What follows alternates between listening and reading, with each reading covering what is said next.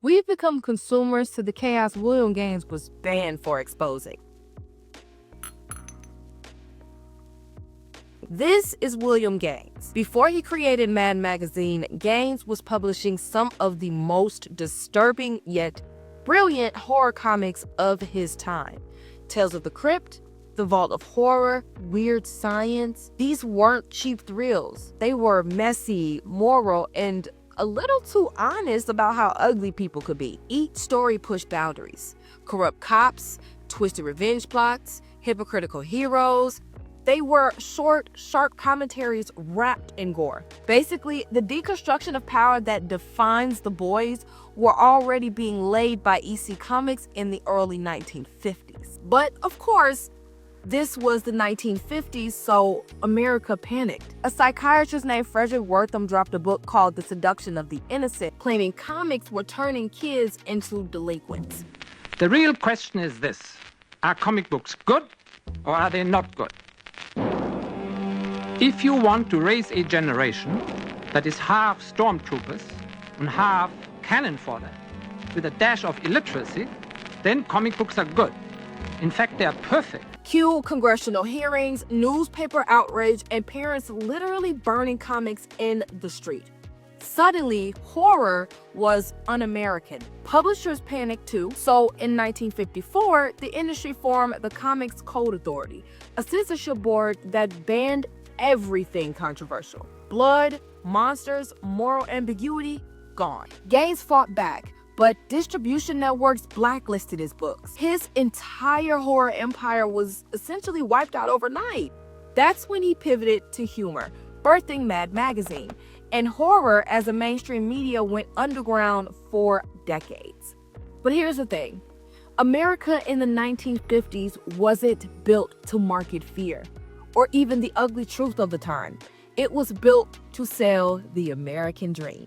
Clean lawns, clean morals, clean media. Triumph was profitable. Sick realities were seen as dangerous. The government couldn't afford to let horror become a mirror when it was busy selling a fantasy. If those comics had continued, we probably would have evolved into a tiny bit more self-aware, media-literate audience much sooner. By the time the darker anti-hero trends of the 1980s emerged, i.e. Watchmen and The Dark Knight Returns, which were themselves deeply inspired by EC, the audience might have already been fully ready for the moral chaos of the boys, because EC Comics had already been laying the groundwork in 1954. But censorship froze that evolution. It delayed our cultural confrontation with fear. Instead of processing darkness through storytelling, we built a country obsessed with masking it. And now, decades later, we binge watch our anxieties as entertainment. We've finally caught up to the art Gaines was trying to make, but only after the world itself got dark enough to demand it. In the 1950s, the story America wanted to sell was safety, and Gaines' material was punished for being too real and allegedly unprofitable, even though it was profitable.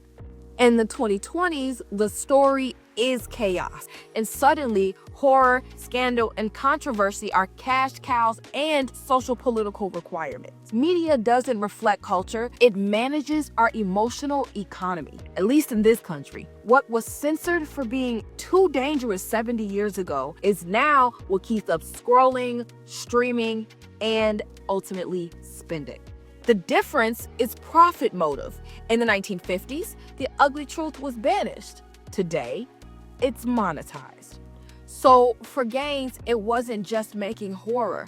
He was making content that asked the wrong questions at what I would argue to be the right time and in the wrong economic environment. If he'd been allowed to keep going, the underlying themes of The Boys wouldn't have felt as jarring when it came out.